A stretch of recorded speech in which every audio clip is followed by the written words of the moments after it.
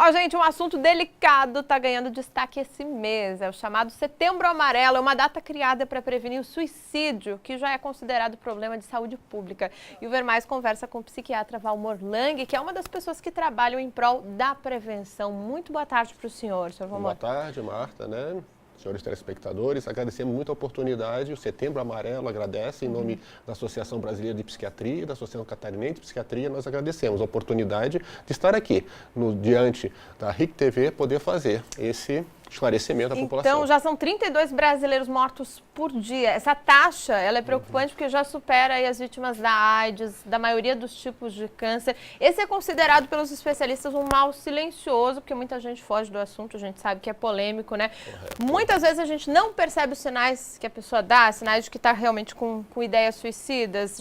Realmente chegou pergunta pra gente sobre o assunto, quais seriam os sinais de alerta para o suicídio? É uma das perguntas. Sim, né? O objetivo da nossa campanha é exatamente poder alertar não só a população, mas principalmente até mesmo aqueles médicos de postos de saúde, né? Que muitas vezes é a primeira frente que estão dando escuta a essas pessoas que estão com dificuldades. Uma coisa que a gente percebe é que a grande maioria das pessoas que estão com ideação suicida, elas são pessoas que estão passando por um transtorno mental. Mais de 90% estão passando. Não significa que elas tenham um transtorno mental, mas naquele momento, a gente verifica que a depressão, por exemplo, passa de 90% as pessoas que estão com humor depressivo, não necessariamente um transtorno depressivo maior, mas passando por situações que levam a pessoa a querer desistir da sua vida. Acabar com aquele sofrimento. Exatamente. O principal, a grande maioria das pessoas, elas não querem se matar,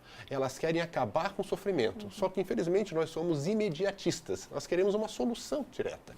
Então, como que a gente pode identificar uma pessoa que esteja nessa situação? Se a pessoa, por exemplo, uma pessoa que trabalha, estuda, é uma pessoa que é extrovertida e, de repente, ela muda o comportamento. Esse é o grande feeling, você pegar e ver que a pessoa alterou o seu comportamento. Ela deixa de honrar os compromissos, ela se isola. Existe um mito onde que todos nós dissemos, né? Aquela pessoa que quer se matar, ela vai e se mata. Ela não fica deixando recadinho, dizendo que está mal. Isso é um mito. A realidade é que sim, a pessoa que não está bem, ela começa a dar indícios de que ela pode tentar sim o suicídio. Então a gente não pode subestimar esses sinais, ou seja, achar que é bobagem, né? achar que realmente não vai acontecer, porque muitas vezes acontece e vocês têm larga experiência nesse assunto, né? Com certeza, né? Por isso que a nossa campanha é principalmente de prevenção. Diga sim à vida, porque vale a pena viver. Doutor, eu quero fazer mais perguntas sobre o assunto, mas antes eu quero lembrar que você pode participar do nosso bate-papo pelo WhatsApp, é o 48 88 22 65 43. Se você quiser fazer um relato, não precisa se identificar não, é só mandar sua mensagem, tá? Inclusive, nesse fim de semana foi o Dia Mundial de Prevenção ao Suicídio, foi sábado, né, doutor? Sábado, dia 10 de setembro. Dia 10 de setembro, né? Inclusive, nós estamos aqui, né, com a nossa logomarca, que é um laço que, em 1994, um jovem chamado M. Travis, o que aconteceu, né? Travis M. Ele acabou se suicidando em seu carro amarelo.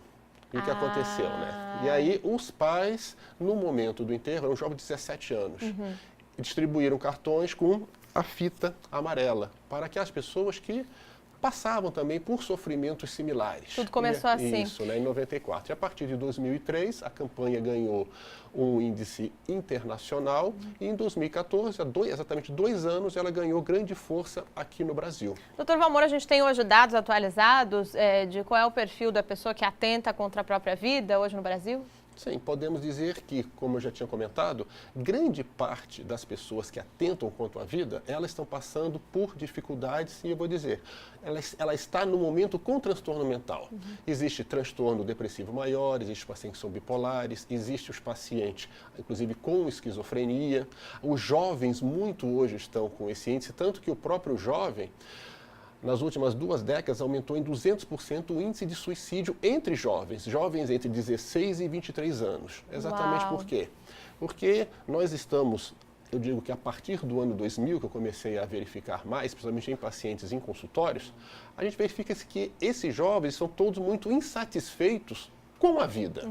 Infelizmente, nós verificamos que esses jovens, tal como muitos adultos que a gente vê, que estão sofrendo por processos depressivos, são todos imediatistas. Nós queremos solução para tudo a curto prazo.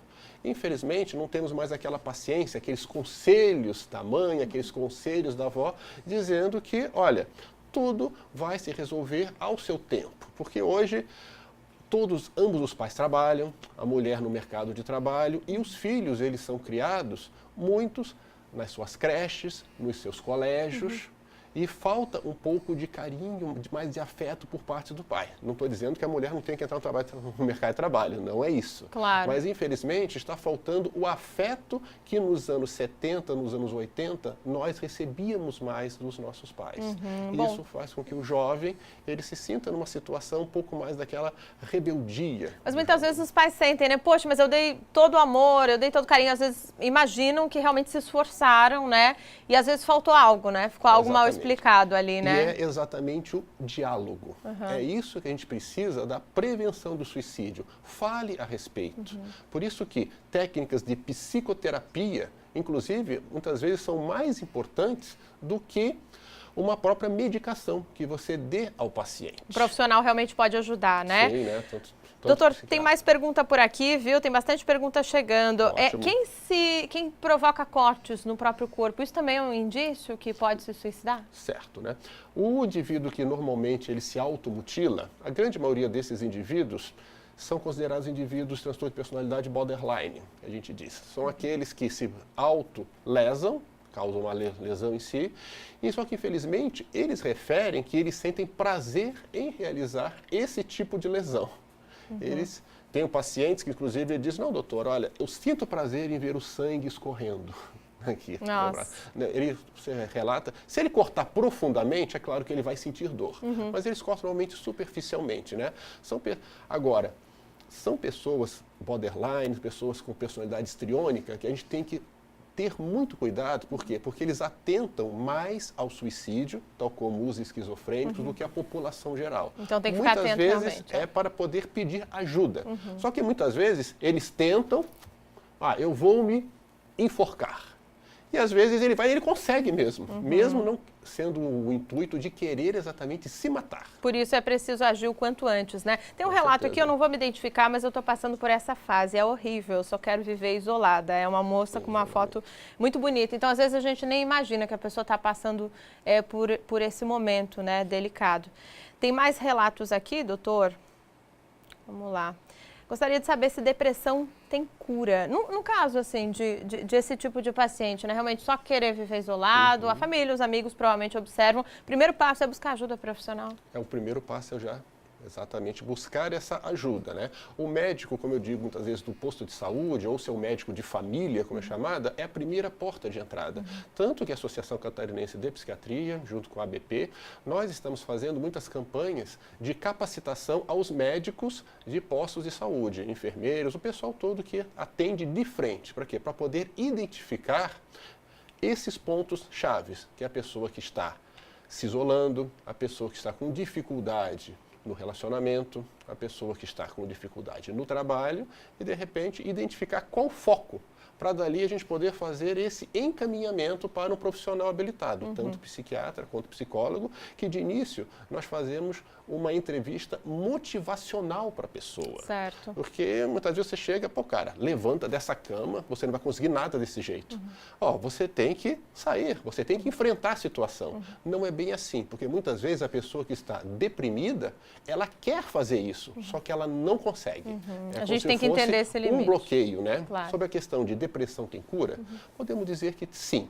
Agora tem que ver qual o tipo de depressão. Se nós pegarmos um transtorno depressivo maior, que se encaixa dentro dos transtornos bipolares, que seria uma depressão unipolar, existe ali um processo, até de origem genética, aonde você verifica que a pessoa, ela, com as medicações e com a terapia, ela se fica controlada, muitas vezes, por anos. E existem casos que você pode até ver de outros tipos de depressões, aonde a gente pode até ter cura. Principalmente aquela depressão que é diagnosticada como tristeza, muitas vezes. Certo. Tem relatos muito interessantes aqui chegando. O Dr. Valmor, excelente médico, fui paciente paciente dele, ó que interessante.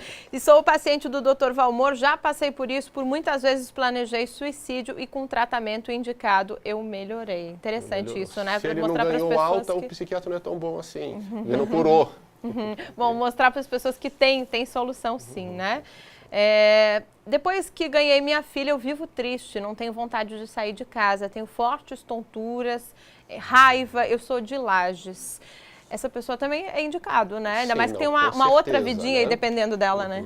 Existe a famosa depressão pós-parto, que ela pode se iniciar desde o final da gestação e é caracterizada principalmente da dificuldade do abandono do filho a partir do momento que a pessoa não consegue se identificar com ele após o nascimento. Então, há necessidade da procura, sim, do profissional habilitado. Doutor Valmor, muitas perguntas chegando e esse assunto é tão rico, né? Tão interessante. Eu quero terminar com uma pergunta que eu acho que pode resumir muito, né, do que a gente fala sobre o assunto. As pessoas têm muito preconceito de chegar até o profissional, né? Essa é uma verdade, imagino que vocês enfrentem diariamente isso. Seja psiquiatra, né? Ah, pensa que eu tô louca, ou seja, a própria terapia, né? Seja ela qual for. Né? Isso realmente faz a diferença, né? Não só para quem está numa situação de crise, mas até para a gente enfrentar situações que às vezes parecem bobas do dia a dia, mas que nos desafiam. Eu mesma faço terapia já faz alguns anos e eu acho que o mundo seria mais bem resolvido se todo mundo pudesse fazer a sua também. Não, isso eu considero. Terapia é essencial para todos nós, né? E, infelizmente, a famosa psicofobia, nós temos realmente uma resistência muito grande de ir para o profissional de saúde mental. Claro. Porque existe essa fobia da sociedade, podemos dizer, incluída, aonde psiquiatra e psicólogo são para as pessoas que não estão bem da cabeça. Claro. Mas, na realidade, quem somos nós para julgar aquele que é o normal? Eu estou há 20 anos na psiquiatria, até hoje eu estou tentando conseguir a definição de normal, porque todos nós temos as nossas dificuldades. Claro. Isso são dificuldades.